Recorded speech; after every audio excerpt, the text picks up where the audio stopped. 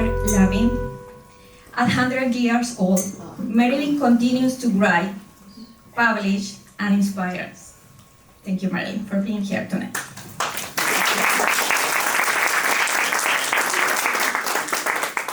She is one of the world's leading scholars of Italian Renaissance art.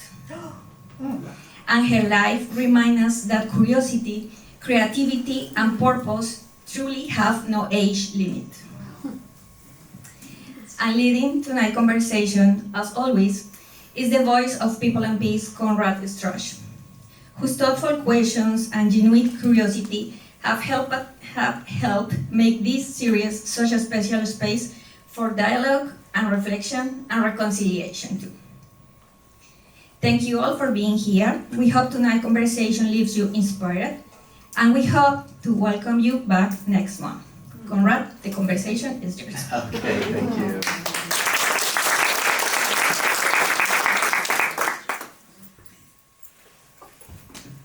It's a wonderful opportunity, Marilyn, to spend some time with you again.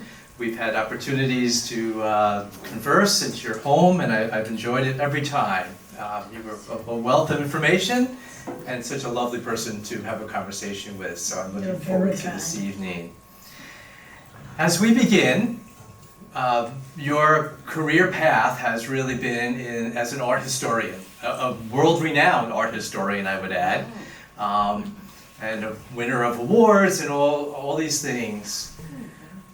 As I was thinking about that, I remembered that for some people, their passion in life isn't something they discover too much later in life. But from our conversations, it seems that your passion for art history came very early. Could you share with us what was it that sparked within you that passion to pursue this field of study? It started fairly young. I think probably I was a senior in high school in St. Louis, Missouri, where I grew up. And the history teacher, I think her name was Miss Dean, always put photographs of the art that was contemporary with the history of the country that she was teaching. And it dawned on me while I was looking at these things on the wall that you could actually learn something by looking at pictures. It wasn't just an image, then you walked away, but you came away with information from an image. At the same time, this rather fancy school that I went to actually had a course in art history. I think it was unique at that time, which meant that we chatted about this and that and art and places that weren't there, but we went to the museum and we went and looked at actual art, and not just walking through the museum, but standing and looking at a painting for 20 minutes or more. And I was more convinced about, anyway, that's where it started. Then I had an older sister, 6 years older than I, so by the time she was in college, I was still quite young. And she had a course with H.W. Jansen. Some of you will know who that is. And she came home and said, "Oh, I had the most wonderful course. I didn't think I was going to have a good time at college. But he was so fascinating. Marilyn," she said, "if you ever go to college, you have to take a course with him." And it turned out, oddly enough, that I not only took a course with him, but I was his colleague for the rest of my life. Oh, wow. Cool. So that's how it began, and a little bit of how it went on. It's interesting you mentioned this professor, and I believe you had told me that one of the things he said, or came across with, the idea that art history is the history of ideas. That's it. That's the bottom line. Okay. Would you explain a little bit, what does that mean, and how does that impact our understanding of art and the place of art in our lives and in our culture? Well, That's pretty complicated and pretty difficult. Give us a synopsis. I'm trying to think what would be a good example of it. It may be the painting the book on one painting for which I am really best known. I have to interject here that Yes, there. please, yes. I'm sorry. Please, yes. Yes, but I want to say that there are two people here who joined me in a class that is given here at CMAP on memoir writing. I have taken 12 of those. I began when I started to write my own memoir, but at any rate, so these two ladies who don't know each other but who will meet, one is currently in the class, and one I can't get to come back to the class. So, but they may have heard about this book before. The book is on Piero della Francesca. He's a 15th century artist, and he painted a painting which may be one of the most loved paintings from the Renaissance. It is, I'm sorry to say, the flagellation of Christ. The subject is a little negative, but it isn't so much the subject matter, but the truth of the miracle that takes place in this. And the idea that we're talking about the history of art being the history of ideas, the idea that he was fundamentally after, I believe, at least that's what I say in all the books that I have written about him, was to make spiritual truth a reality. That isn't the first thing you think of, but spiritual things are thought of as rather formless and moving about and hard to grasp.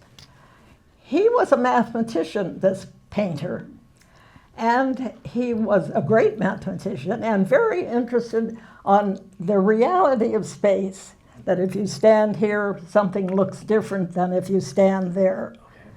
And he went about painting that idea that the more persuasive his representations became, the truer the unknown spirituality will become real.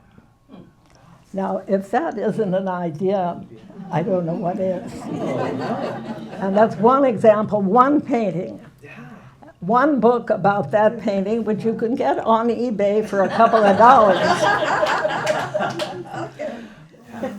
But it seems that ties into what got you originally passionate about art history, because you were saying how when you were in that high school class, the teacher putting those pictures up there made you realize that there could be a visual that could help you understand and grasp the history. So it seems that there's a trend there, that the visual is a way for us. It's just the reverse of someone saying, I want you to learn to appreciate art. Yeah. It's in a realm that you can hold in your hand, hold in your brain. Yeah, and I think in many ways, the painting you're describing, also hold in your heart. I think it's something that we also take in to our very being, which is wonderful. Yeah. So one of the reasons that we had hoped to have this conversation today is because you have written, and I'll give the plug, your autobiography. Okay.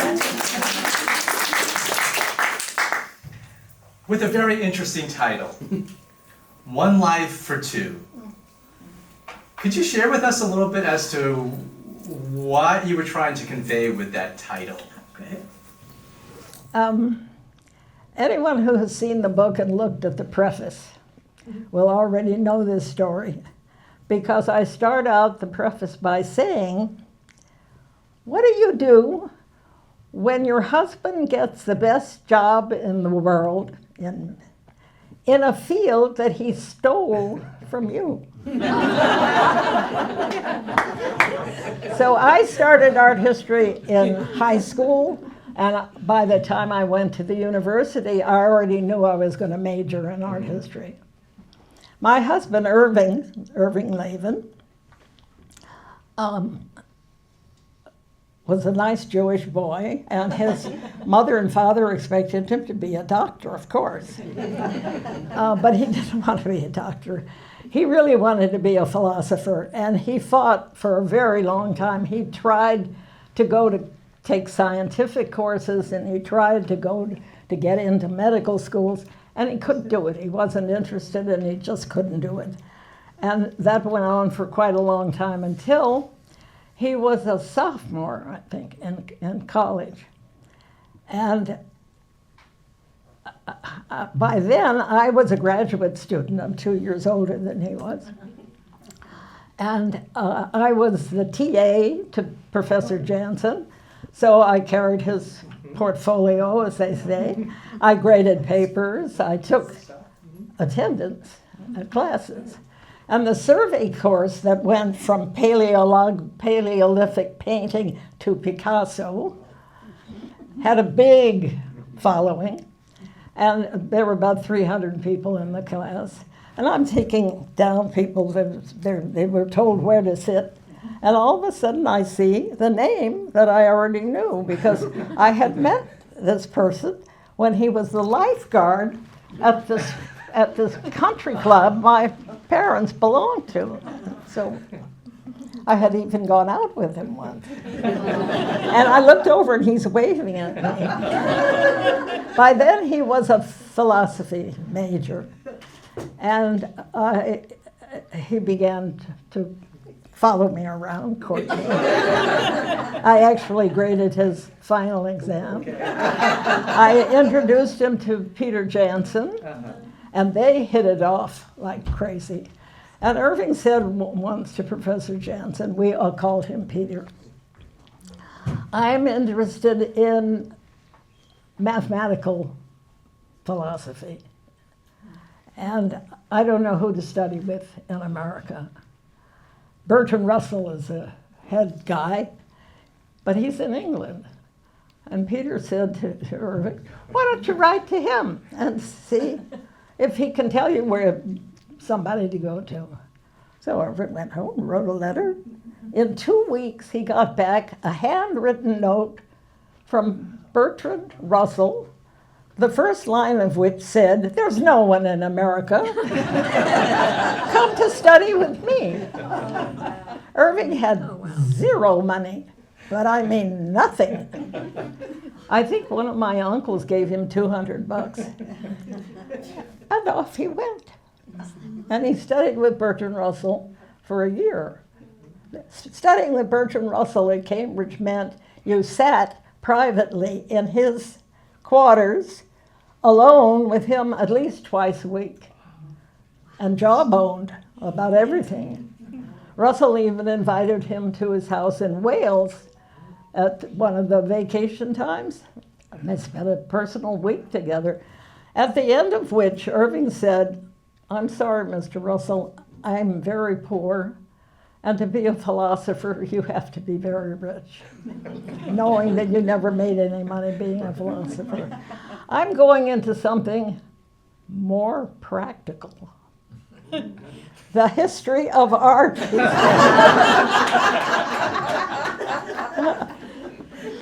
What Russell said at that point was, the history of art, I just make it up. That's the beginning of a story. I'll tell you the end of the story later. So that's what happened. He came back, Irving came back and went into art history. And I was pretty uncomfortable for the first couple of years. I gave him an A- on his exam. But he was a very smart guy and very visual. It turned out, he didn't know that, but it turned out that he was extremely good at analyzing things that he saw. And his career just started taking off. And I must say that being a woman at that time, we're talking the 1930s and 40s, okay? I didn't go to college to learn to be a engineer or something that I could walk out of college and get a job. I could get a teaching job, but not a job. And I didn't have any pre-thoughts about how I wanted to. Most of the girls I knew went to college and got married. Yeah. It wasn't really terribly important who the person was. But the main thing was that was the trajectory. There were certain periods of your life you did this and then you got married and then you had kids and so. And somehow that didn't work for me. But I didn't know what I was going to do. So I went back for graduate work and got an MA. I was the first to get an MA at Washington U in that field. So I had good presentations. And Irving said, I'm going to New York. And I said, could I go to New York? And indeed, both of us went to New York simultaneously. I think he went a year before I did. And in any case, that's what started me off. Once I went to NYU, and I'm wandering. Is that all right? Oh, yes. I went and I had a fellowship there, but I had to label slides. I got money from NYU, but I paid it back by working in the slide room by labeling slides. We all did that, you know. So once I was there, everybody was acting like they were going someplace and they were going to get PhDs, and none of that had ever crossed my mind. I mean, I thought I was way ahead of the game having an MA. Now, I didn't know anybody else who had an MA, but I had one. Anyhow, it developed that way. So that's our youth. Irving went on to get a PhD at Harvard, and 30 years later, I got a PhD on the basis of my published work.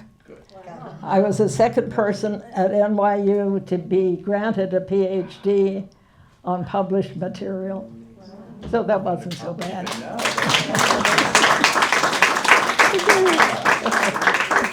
Well accomplished, yes. Yes. Yeah, and I know from our conversations and from having read the book that, you know, your lives really were joined for many years, which is wonderful to read. And at first glance, as I read the book and we've talked, it seems that you step back with your career and let your husband's career be what propelled you forward. You went where he needed to go. I stepped back from making any money, that continued my career, but I never stopped doing the history of art. That's what I wanted. I did that on my own time, not secretly, but parallelly with. And since I got there first, we had very good conversations because he was a student for a while, and then I became his student, and then we joined together as partners. We really did. Great. He read every word I wrote. I read every word he wrote, and we both benefited from it. And as I was, reading through your biography here, the autobiography, there was one opportunity that stood out for me in the book about how your lives, how you were able to carry out your career while he was carrying out his at the Institute for Advanced Studies. And Study, I'm sorry, I said studies, yes, study. Should have looked down. And what stood out for me was the portion of the book where you talked about becoming the visiting lecturer with rank of professor. And you said, me. yeah, that was you. And the sentence that struck me was, you wrote, under the circumstances, that is the usual, in quotes, wife in Princeton, I knew it would be better than nothing. And I took on a graduate seminar with 7 or 8 students. how was that, taking on that kind of a position and balancing that with all the other stuff that you were doing in your life? Not easy. Okay, I wouldn't think so. And I wasn't a regular teacher. We would co-join the people in the class and work together. That's how I knew how to work. It wasn't that I was just telling them things. But we always worked on things. We would come to an agreement and work on things that were related and that we were all interested in. I mean, it wasn't always 8 people. Sometimes there were 5. One time I had 1. And that was really an interesting class. and that's how I worked it out. The mistake I made was that there were many kids who asked me if I would be their advisor on their PhD. You have to always have an advisor from the beginning. And I refused because I knew I had a secondary position on the faculty. And I knew that the other members would beat me to getting fellowships and grants for the students. They had more moxie than I did. And I'm sorry, in retrospect, I'm sorry that I refused. There were only 3 or 4, because I should have fought for it. I should have fought for the students. And since they wanted me, they wanted something special that they didn't get from the other professors there. So that was a mistake. But in terms of time, I should add that not only did I not have moxie, but I didn't have all that much time. If I wanted to go on with, first of all, my own research, which is always the first thing. And the second thing was that I had a lot of social responsibilities at the Institute. There, you kind of take when, I don't know if you all know how the Institute works, but there are 4 schools. And one school is the School of Historical Studies, which is where Irving was. He was the art historian there. There's always been an art historian there, along with historians of classical antiquity, the Middle Ages, modern times, and so on. And all the people who come for 1 year or 1 semester are kind of the professors are kind of the mentors of these people. They're not in class, but if the people come for just 1 year, don't know their way around, or they need help, that professor focuses on those. And there were always 6 or 7 or 8 art historians every year, and we service their needs: intellectual, social, health, renting cars, and so on. And since Irving was more interested in their research, I did a lot of social services, shall we say, and entertaining, taking them to the doctor, and so on. But I always participated. He had a kind of round table once a week where people didn't give papers, but they talked about their projects and talked about their problems. And the whole group then would discuss what don't you know about this resource or that library, and so on. So I was living, it wasn't a double life, but a full life. Yes. And it was wonderful that you were able to maintain your career, while doing that. Yes, I I think was that's so publishing important. constantly. Yeah. I have That a is big bibliography. Yes, I looked it up. It amazes me. It really does. Right now I am preparing a publication of a collection of my articles. My first article was published in 1951. Not my last article, but the last one I'm going to include is 2018. I've had 2 since then, but... Oh, yeah. Well, I think part of that shows, from what you've shared with me with your writing and your deep curiosity, too. You seem to be someone who's very curious and wants to do research and look at things and discuss things.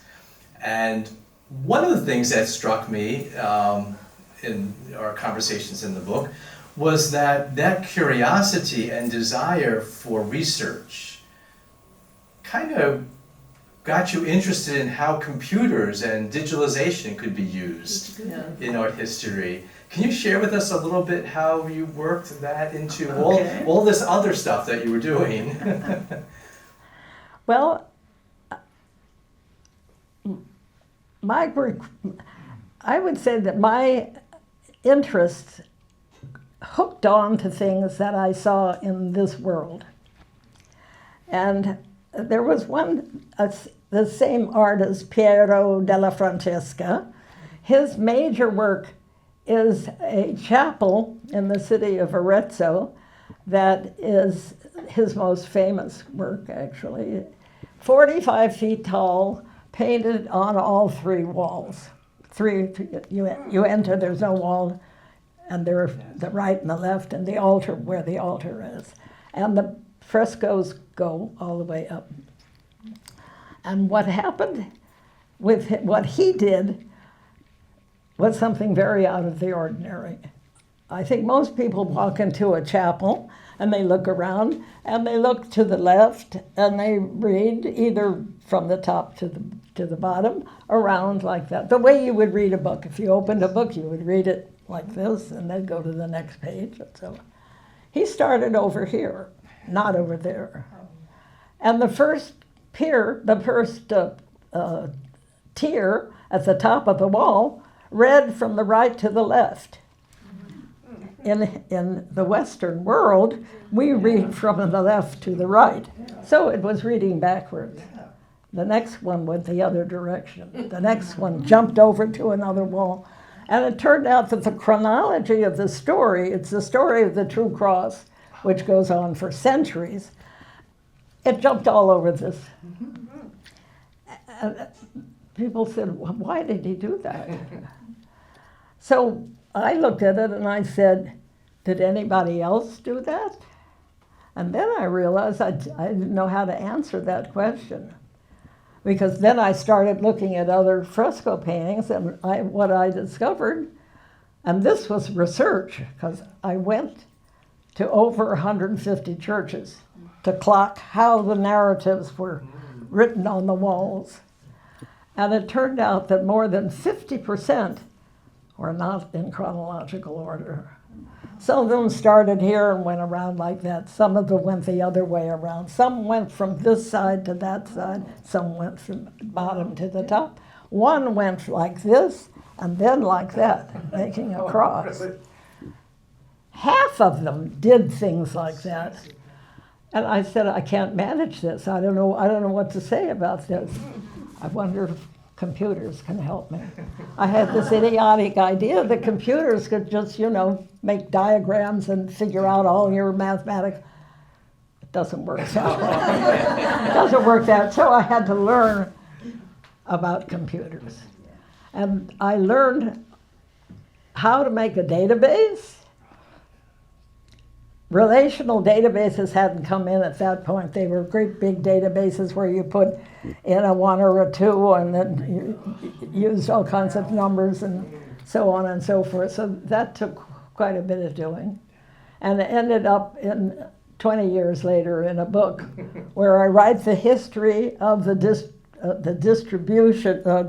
disposition of narrative painting in 280 Italian churches. So that's my computer story. And it went on from there saying, well, that's fine, but you walk in, the paintings are up there 45 feet above. Why are they up there? Or how are you supposed to see them? There's no way to get up there. You look at pictures, but pictures are just pictures. You don't know where they are or how they relate to each other. How about a computer model? Well, I got the guys in the laboratories. They didn't know either. It was long before there were programs you could just buy and put in the machine. Right. And it was wonderful. They invented all kinds of things, and we made a beautiful model, a very beautiful model, which unfortunately was so early that it's obsolete. The motor doesn't work anymore. I'm trying to reconstruct it, but it's very, very hard. But you could fly up and turn around and look at the top tier. You could push a button and Ellen Burstyn would say, this scene is Adam and Eve at the death of Adam, and he's teaching his children what death is.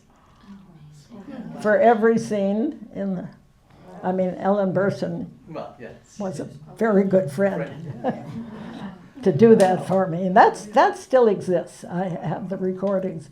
But that was the extent of my computer life, the function, why I did it, and now I have to get a lot of help. A lot of help with all the new stuff. But what a powerful tool you were able to It's wonderful. to make I'm really available. sad that it's defunct. Yeah. It was really gorgeous. Yeah. Wow. That curiosity. One of the things you also had said to me, discussing the pictures and how they're all up there and all those beautiful works of art, was the importance of actually seeing the art, spending time. I don't know if you've noticed this. I get the digital version of the New York Times. And since July of 2024, they have been doing this 10-minute challenge where they pick a work of art and then have that captured digitally, and they encourage the readers to just turn the music off to it, just look at this picture for 10 minutes. What do you think about that kind of thing? Is that something that That's the way I spend my life. My God. There's another painting by Piero in Milan, and it's a Madonna and saints. She's in the middle with the Christ child on her lap and the saints around her. And at first glance, if you saw it in a museum, you would look at it and say, oh, that's interesting. It's rather out of the ordinary. It's interesting to walk away. Why is the Madonna sitting with an egg hanging above her head? Fair question. Okay, if you stand there, which I did, sit with a reproduction for like 6 weeks looking at this thing, you realize it's not hanging over her head. It's hanging 45 feet behind her at the back of the apse. But the perspective is so brilliantly organized that both aspects are visible. That the size of the egg is correct for where it is way, way back. Mm-hmm. But the symbolism of the egg over Mary's head brings a vertical connection between her head, the child, and down below. But that takes heavy-duty looking, really, really. And it takes information of all kinds. I found out the painting was slightly cut down on both sides, and it took away the image of the end of the colonnade that you would have in a church that would stop, and the transept, the part that goes sideways, so you have a corner.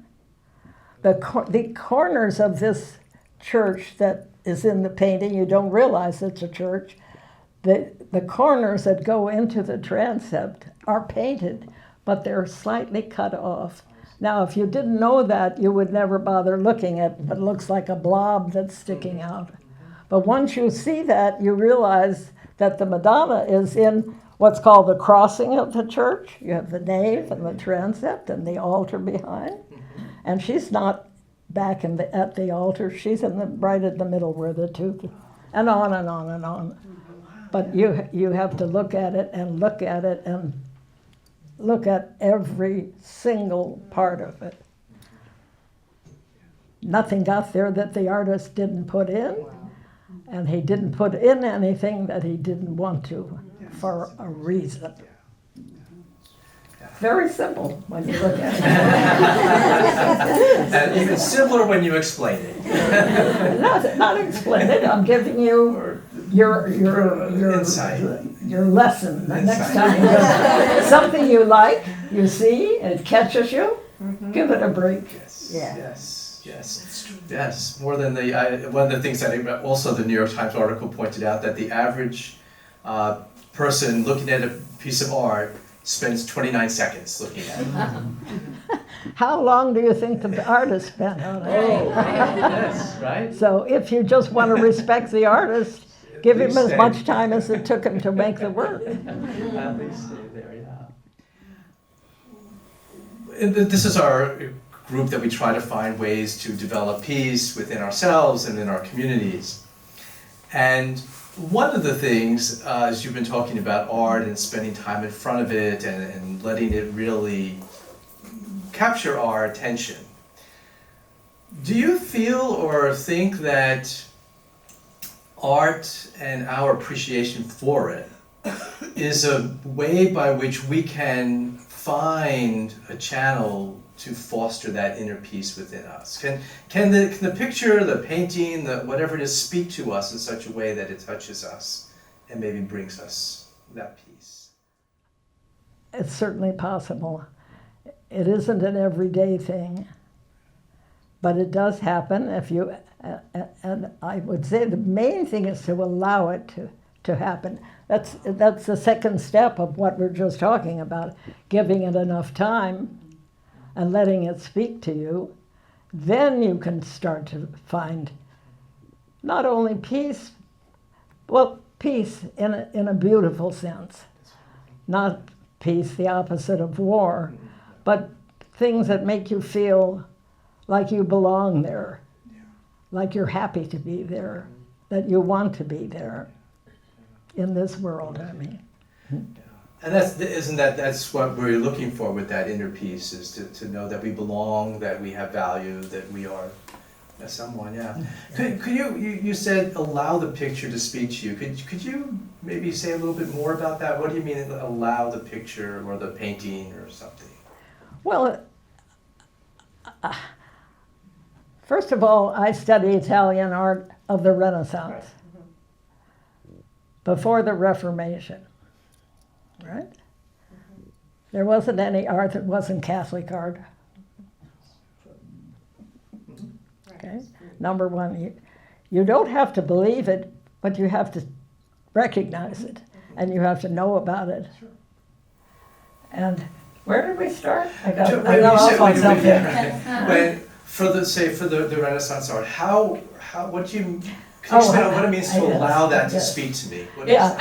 How did I feel peace when I realized that in this same painting, this flagellation we were talking about, what was going on was a division between the here and now, contemporary people, and a conversation or an analysis of what happened to Christ, that he overcame, having been beaten up, flagellated, broken, and yet survived, was resurrected, and has given the world the gift of everlasting life.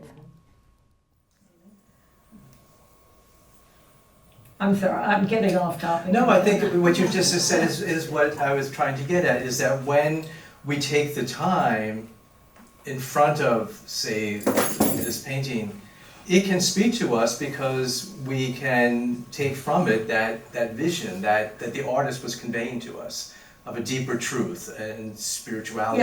What I was trying to say is that taking the time made me realize that the realism, or what would be called realism, was there for a deeper purpose.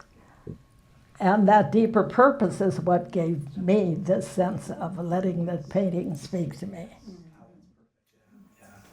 The best I can do. Yeah, it's an important thing for us all to remember when we're instead of spending 29 seconds at a piece of art, hopefully spending a little more time.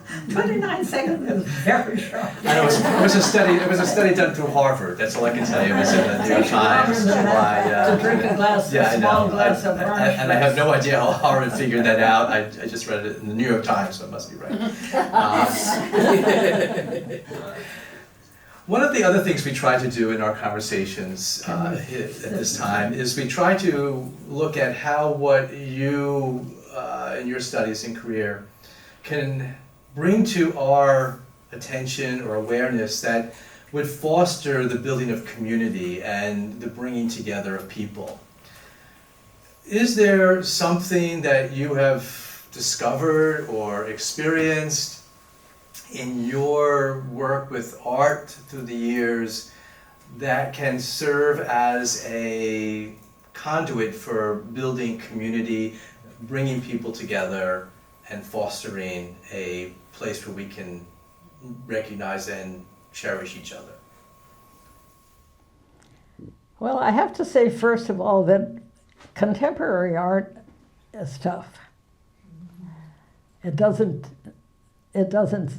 bring people together. It's pretty isolating. And certainly groups that get together and discuss a single work of art, with everyone throwing in this and that idea and so on, that works very well. The seminars with the students that I was talking about, that was very much of bringing people together on an equal level.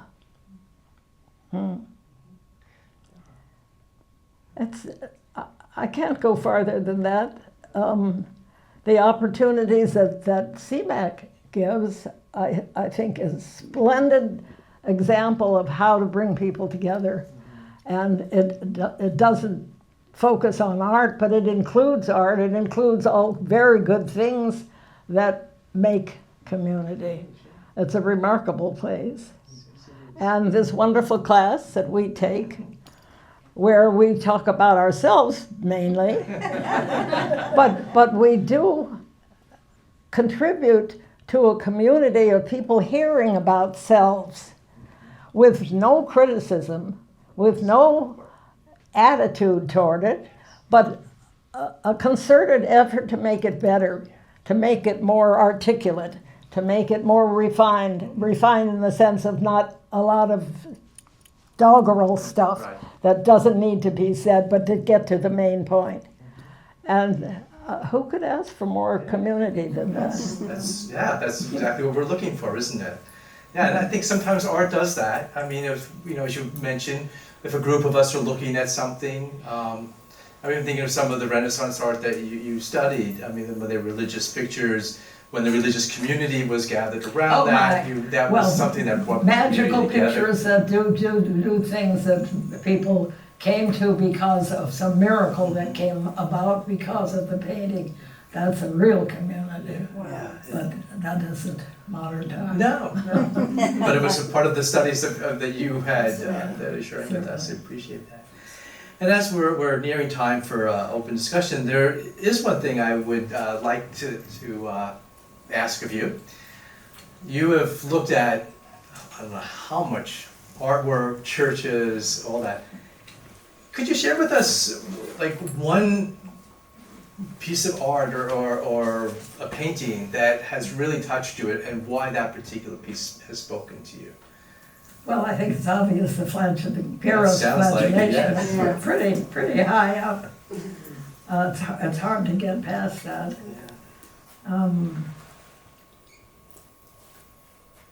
don't think I can. Why did you focus on that picture? What was it that drew you to that painting? Someone asked me the other day about what kind of a guy Piero was. And I said, well, he was the greatest mathematician of the 15th century. I know that. He was a great painter. Everybody loved the abstract painters of the 19th and 20th century adore him, they say he's modern and so on. And my reaction was, I would not like to have breakfast with him. I have no idea what I would talk about, because being a mathematician, they're always up in the clouds, and they're always working, they're always doing something, but they're not exactly social. But I must say that when I really understood what that egg was doing, I was flabbergasted. I really couldn't believe that. That's a painting worth finding and taking a look at. It's just amazing. It's in Milan. I'm sorry? It's in Milan. Milan, in the Brera. Field trip. But if you go online and just say Piero della Francesca with an A at the end, and say Brera, Brera, Milan, you'll get a beautiful picture of it. Wow, It's the great. advantage of digitalization. Yeah. Well, that's thank you. You know, I've enjoyed our part of the conversation. Helped us. And at this time, we have a few minutes now in which we would open up to questions from those of you gathered here and on Zoom. I can understand how you are looking at a painting that is in, let's say, it's in a frame, and you've been struck by things, perhaps even unable to speak. Does this ever happen to you just walking down Nassau Street? Or just being in the world? Yes, of course. Particularly on Nassau Street. No, but do you realize what a gorgeous place we all live in? Yes. It's just unbelievably green and different seasons. The spring in Princeton you can't beat. Yes, my answer is yes. How wonderful, how wonderful. And you're not on your phone all the time. I'm on pretty much. Thank you. One second. We have a question here. Okay. Marilyn, this isn't a question, but in response to the question of what art really speaks to you, you should really talk about your love of sculpture and how much you've owned and what. Come on, Nancy. Talk about your love of sculpture, because that speaks to you all the time. Your love of sculpture. We talked a lot about paintings. Oh, But yes, what it's is true. sculpture role? Well, I love sculpture just as much. And we're really at the Institute because of sculpture. Irving got the job there. You're interested in that? For that? Because Irving turned out to be the world's scholar of Gian Lorenzo Bernini. Bernini is a sculptor of the 17th century. He was born in 1598, and he lived till 1680. So he did a lot of work revamping Rome and in particular the Vatican. When you go to St. Peter's, all the decorations are done by Bernini, and many of the sculptures are done by him. Well, Irving wrote his PhD thesis on Bernini's studies in clay. You know, when you make a sketch in pencil or chalk or wash or something, you do it very fast because you just want to get your idea down. You want to plot out a composition very fast. Well, you can do that with clay, too. It's very malleable. You can throw it around. You can add to it, take it away, and so on. Bernini sketched in clay. And those sketches that he did, they're about this big. They're called bozzetti. A bozzo is a proof, a sketch. And they're about this big. And after he died, many of those bozzetti that he made were fired, and now they're terracotta. So they exist, and we can see what they look like, and they're really remarkable. They're, you know, things that you can't believe will stand up, and not only that, but in poses that are with draperies going here and there. So that was his PhD was on those little sketches, and he went from there to writing the first book that had ever understood. I talked about the crossing, where the transept goes down and crosses over the nave. If any of you have been to St. Peter's and know where the high altar is, with big 4 huge things. They're enormous supports for the dome. And they have forced a statue in each one of the famous St. Peter's own relics of the people who are standing in those statues. Well, Irving wrote the history of that space, that crossing space. It's called the Crossing of St. Peter's. And that didn't just happen by chance. It has a long, long history with a lot of other places behind it, and the actual building of it was that.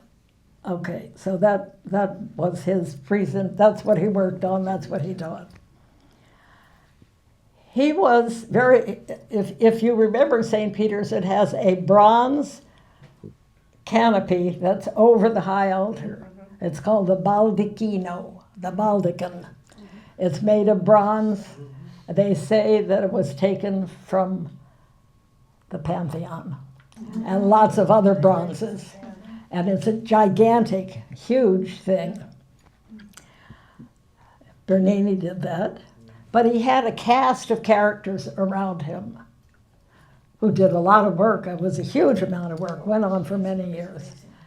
And Irving was very interested because a person who became an equally famous architect called Borromini worked for him, but they were rivals. In any case, Irving was very interested in filling out his knowledge about the relationship between those two guys. And he went to the church where Borromini is buried, which is across the Tiber River on the other side of the river. And he went to the archive. The archive was in the sacristy. And the archive had boxes of catalog cards written by hand, probably written at the end of the 19th century, of everything in the church, cataloging what they owned. Borromini starts with B. Irving took out a box with B on it. He's going through the cards. He finds the name Bernini. Bernini had nothing to do with that church. Absolutely nothing had ever spoken about Bernini and that church. The church of San Giovanni dei Fiorentini, the Florentine church, the church of the Florentines who live in Rome. At any rate, he sees there reference to documents that say Bernini, bust of Antonio Coppola, 1614. Never heard of Bernini making a bust of this particular guy. He goes through another couple of cards, another bust by Bernini. Unknown name, unknown, everything unknown. He's in the sacristy. The church closes at 12 o'clock on Saturday. The sacristy is open every 2 weeks from 11 to 12. The bells are ringing, he has to go. He goes out in the church. He finds the sacristan. By then, Irving spoke quite good idiomatic Italian. He says to the guy, "Did you ever see any busts around here that aren't on display?" And he said it to me when he came home. He came home in a blaze, saying, "And I saw that guy making the mouth, his mouth making for me, forse ho visto, perhaps I have seen qualche busto."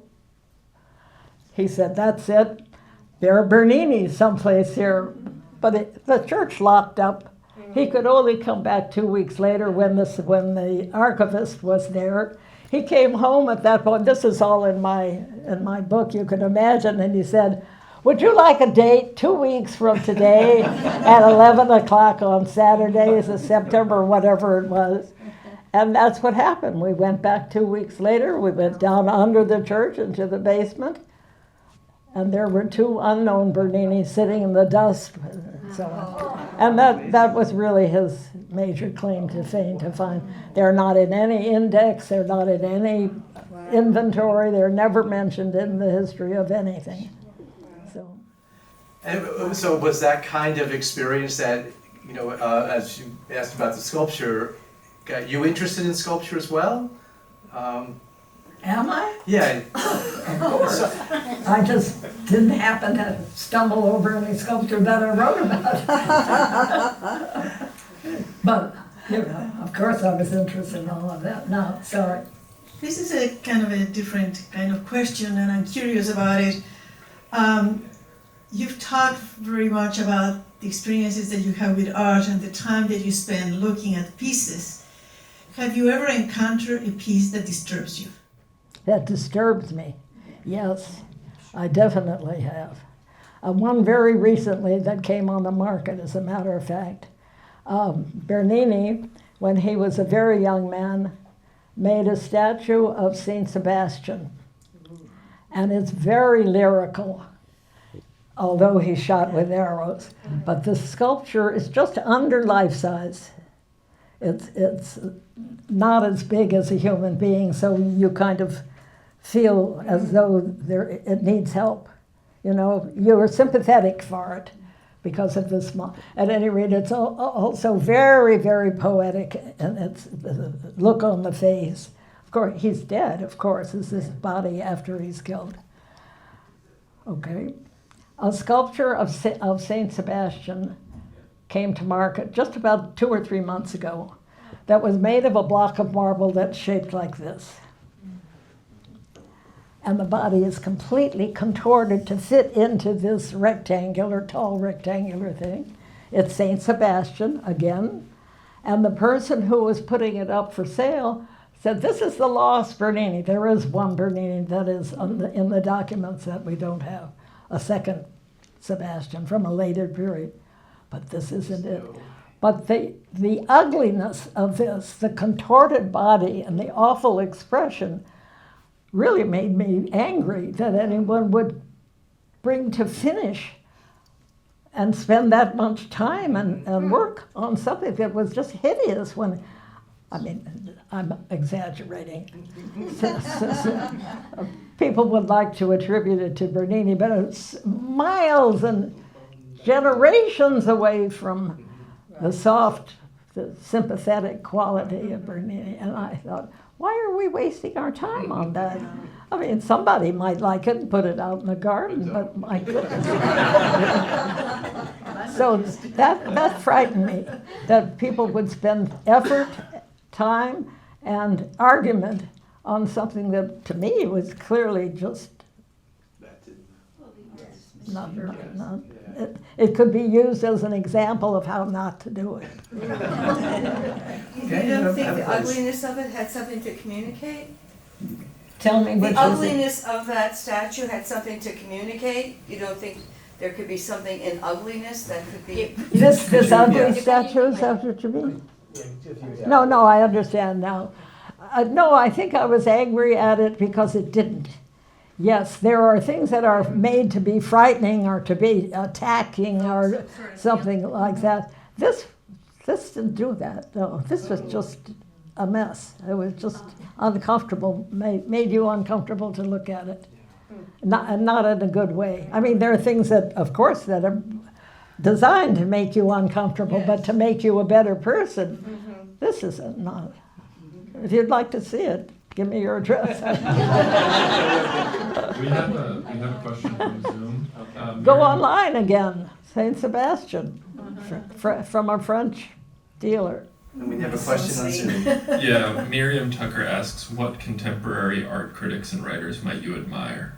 Oh my. You know, I don't know many of them. I don't read much criticism. Although Paul, what's his name, that does architecture in the Times? Goldberg? Please. Anybody know? Goldman? I can. No? I'm 100 years old. Give me a break.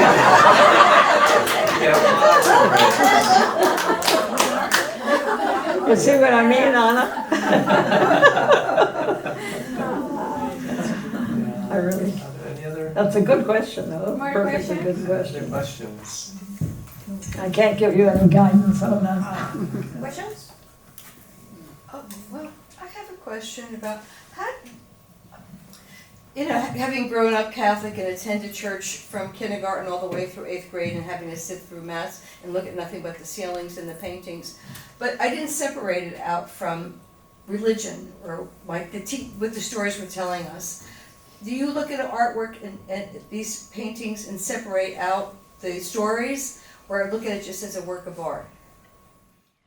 They aren't just works of art, you know. But when they were made because they're more beautiful than other things and so on. But they were religious donations. They served a purpose. They were never painted.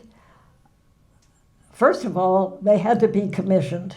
The artists did not have enough money to have a store with a lot of paint in it. They had to get upfront money to buy their paints to get started.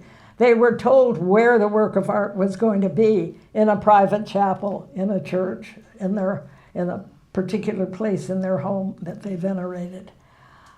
They usually were up for discussion, but frequently also knew the subject matter, what they were dedicated to, what they were asking for, to whom they wanted to pray, who did they think they would help them the most, or a patron saint of the family, or someone who were named for the patron saint, and on and on. Many, many reasons, but reasons. So works of art didn't just come because somebody wanted to do it. It was a profession. And then the art market started 100 years later. I'm so glad you mentioned again that you're 100 years old, because it's amazing. And I'm wondering, you must reflect back on your longevity and your career and what has fulfilled your life. How do you see the two matching? Do you see your work and the life and the art informing your own longevity at some point? It's the reason. It is absolutely the reason. I mean, and the question is, how did you do it? And my answer is always work. Always.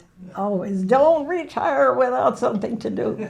Not something you need to do, that you want to do. So the work has been. Something else I wanted to mention, you mentioned the artist and him being a mathematician.